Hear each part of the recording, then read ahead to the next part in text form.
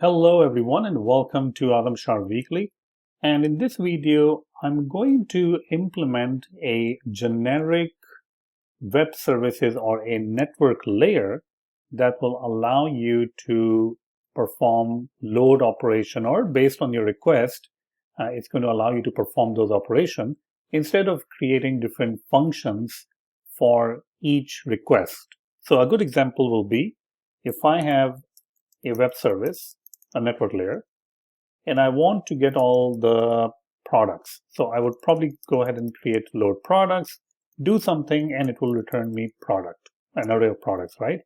And the same thing, if I want to do something like users, I'm going to go ahead and create a function which will return all the users and so on. So in this case, I have to create multiple functions. One function is going to return load product, which is an array of product, load users, an array of users. But what if I don't want to do that? I just want to create one function called load, and that is going to return us something. And that is exactly what we are going to cover in this case. Now, I'm not saying that whenever you're building your application, you should always create a generic network layer. It really depends on the scenario. And I will cover that what can be the good side and what can be the bad sides of using the generic layer or not. Okay, so let's go ahead and get started. The first thing we need to do is we need to create kind of like an outline of our product, meaning what does the product actually looks like. So this is our product. And I'm using Playgrounds, but you can use this code anywhere you like. So our product is codable. You can see that it has an integer, which is the primary key or the ID, and it is marked with nullable or optional. We have title, price, and all these things. These all things will be coming from the server. All right, and we will be using a fake store API to get all of these different things. Apart from that, I'm going to go ahead and create a network error, which will represent a couple of different errors. All right. And now we can work on the web service class. So class web service.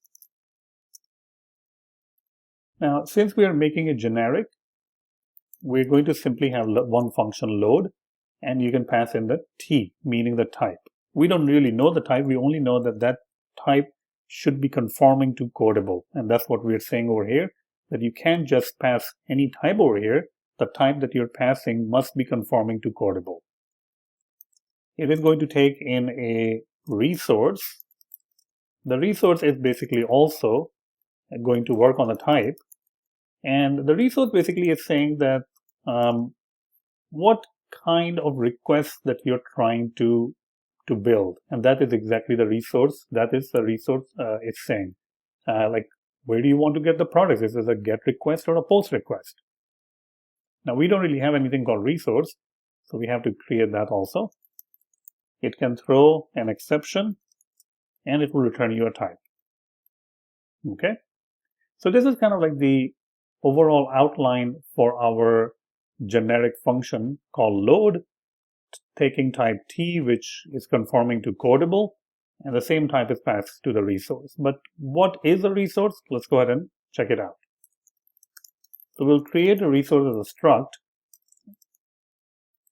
with a type T, meaning some sort of a type that is conforming to codable. A resource will have a URL that is required. You must pass in. You can pass in the headers also if you want to, but I'm just going to go ahead and pass in the method. Method simply means that, well, it is going to be HTTP get or post. And by default, we're just going to set it to get. And you'll see that what we're passing over here, this is a query item array. And initially, we will initialize it to be completely nil. But what exactly is HTTP method? It's an enum that we will create. As you can guess, it will have two cases, get and post. In the get, you can pass in the URL query item. And in the post, you can pass in the data. That's the actual data that you're posting. The name of that basically the HTTP get and post, we can create a property which will return you the get or the post. So that is our HTTP method. All right. Okay, so now let's go ahead and jump back to our load function, and let's go ahead and run this. So let's see, I don't think it's returning anything, so it's not going to run it, obviously. There we go. Okay, so now the first thing we need to do is we need to create a request. So let's do that. Great. And if you have any headers, you can set it up over here. Our resource doesn't really have headers, but if you had headers, you can set it up if you want to. That's fine too. Okay. Okay. So now based on the resource method, meaning it can be get or a post, we can do something. So if it is a post, we will get the data. And we will, first of all, set the request.http method to the resource.method.name. So this will be post.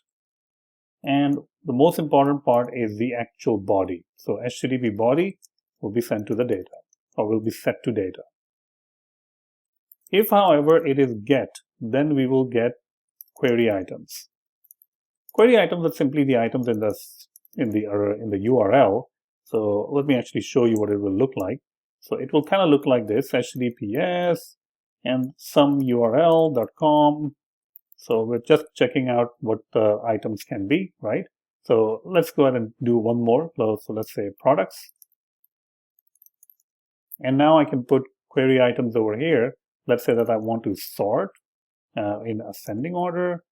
So whatever that you're passing over here is basically a query string or part of the query items.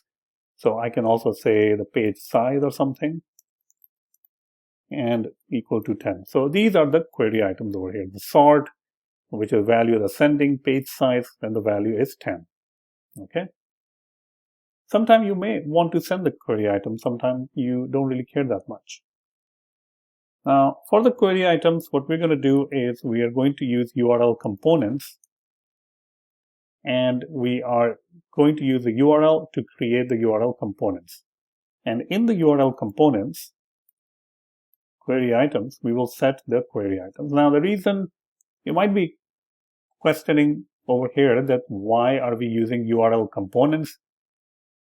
The reason that we're using URL components is that if you want to create something like this, there's a very good chance that you are going to make an error if you are simply concatenating the string. So it's always a good idea to use the help of URL components to create these kind of things. All right. Next up, we're going to go ahead and get the URL components. There we go. Get the URL, and then we will initialize our request with URL request and pass in the URL. All right. So if you had any headers that you're doing, so probably you should do, and you should set it up over here at this point. If you set it up right after over here and it's a post request, then it will be overwritten because you're creating a new URL request. All right. Now you can use URL session.shared, but since I want to add a couple of different additional headers by default with every single request, I'm going to go ahead and create a URL session configuration default. And the configuration is going to allow me to set default headers, default timeouts, and also going to allow me to use cache and all that stuff. So now I can add some sort of a default headers. There we go. Okay. And now the final thing would be you just have to make a request. So I've already done that number of times. So I'm just going to go ahead and say, there we go, session.data. We're going to make that request. Make sure that we have the session. I think we didn't create that part. So we can create the session based on the configuration. There we go. Next, we're going to check if the HTTP response is 200, then it's good, else it's not. And now we can go ahead and do a result, try, and we are going to check JSON decoder because we have to decode it. dot decode to the type that you have specified. And since that type is conforming to codable, this means it's encodable and decodable, so we should be able to decode it and the data. Else, well, what should we do over here? Well, something bad happened, and we can go ahead and call the network decoding error, and finally we can return the result. Let's go ahead and build it right over here. Okay, we're not really using it, but looks like hopefully it's fine. So this is our very basic load function, which is a generic. Basically, it means that if you pass in the correct resource over here, then you should be able to get the answer that you're looking for or the data that you're looking for. Currently, as you can see, that we don't really have any, well, resources, URLs, nothing going on. Okay, so I'm going to go to the product right over here and going to extend the product. So extension product static var all, and this is going to give us a resource, and what we are expecting is the array of resource of array of product. And this is going to be returning a brand new resource with a URL, and now we need to get the URL. All right, so URL dot for all products, and we don't really have anything called URL dot for all products, so let's go ahead and extend the URL. Extension URL, and I'm going to just go ahead and create var for all products, which is going to be a URL, and I'm just going to go ahead and pass in the URL of a particular fake store API. Okay. So now if I call product.all, it's going to give me this resource, and this resource can be passed to the web service, and then we can hopefully get the stuff that we're looking for. So let's go ahead and give it a try. Get all products. Okay. So I'm going to go ahead and say web service dot load, and now we need to pass in a resource. So I'm going to say product dot all. This is going to give me everything. All right. And now I can wrap this with a task because we are in a playgrounds and I'm not really inside a function. So it will be kind of hard to get all of that stuff. There we go. All right. So now you can see that it's very kind of like a generic, meaning if I pass in a correct resource over here like user.all, I should be able to get the users also using the same load function. I didn't really have to create multiple load functions. And there we go. We are able to get all the products. You can see on the bottom, all the products is available. Now, sometimes you want to get a product, but based on a particular ID. So how can we do that? Well, the first thing I'm going to do is I'm going to update my URL, and I will say static function URL.forProductID. There we go. And you're going to be passing in the ID, and it's going to return you a URL. And this is where we will have to construct the URL because it's based on the ID now. So we will use the URL components again. We are going to set the scheme and the host. The host will be the domain name or the actual host name over here, fake store API. Then we are going to go ahead and set the path to be products/ID. And then we will return components.url. All right.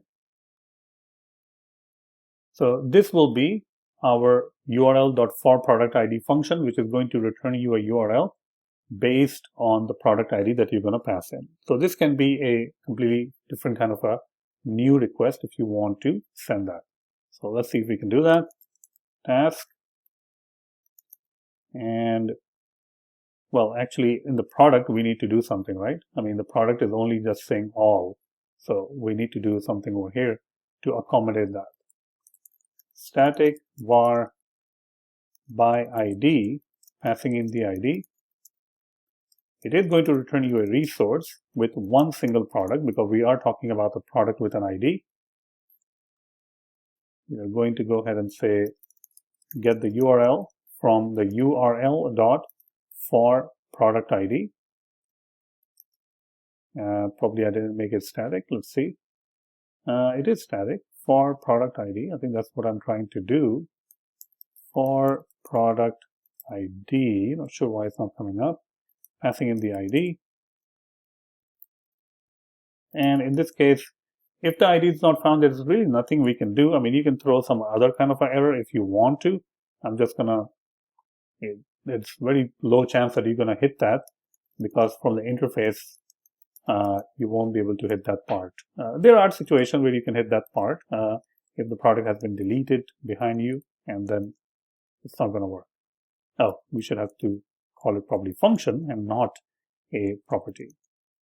Okay, so now we have a product by ID, and now we should be able to call that. So let's go over here, web service dot load, and now we can say the resource is product by ID, passing in whatever, 1, and this is going to return us a single product, and we should be able to hopefully print out that single product. Let's go ahead and run this. We'll see that if we are able to print it out or not. Kind of hard to tell, right? So let's go ahead and do it again, comment that one out.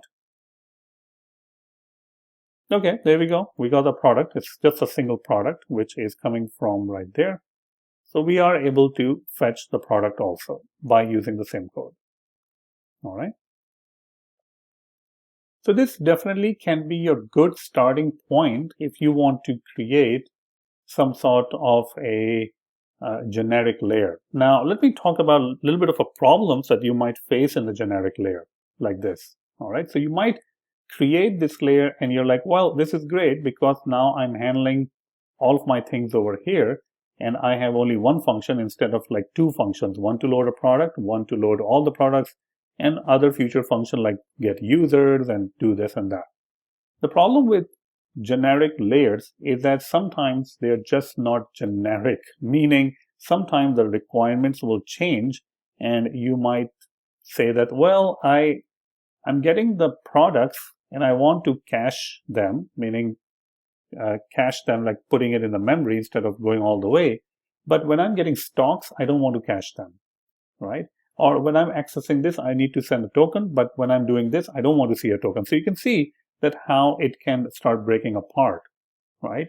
And then probably you will go over here and start making those if and else checks that, oh, if this is doing this and the response is saying, yeah, should be cached, then I should cache it, else I would not. So it gets really messy really quickly. So a generic layer can be good idea for certain cases, but you know, maybe like for those cases where you're simply saying, hey, give me this and give me that, or give me my ID, and you're 100% sure that those cases are not going to change. But that I don't think it will be responsible for changing everything in your app. So you might actually have over here some other functions that you will call it when you have to cache something or when certain items is behaving in a very different way. All right. So that's it. That's the cache network or the generic network layer.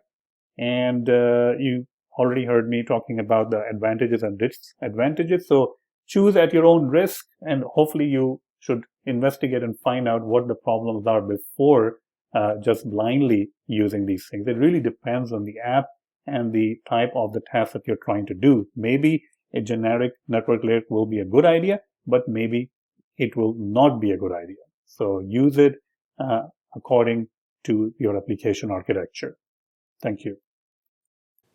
If you like this video and want to support my channel, then the best way would be to check out my courses on Udemy. You can see that I have a lot of courses, including my brand new course, Augmented Reality using RealityKit, my highest rated course for Swift UI. I also have courses for MVVM design pattern and also core data. So definitely check out the link in the YouTube description and you will find the links to all of my courses. Please subscribe to my channel and also share these videos with your friends. Thank you so much.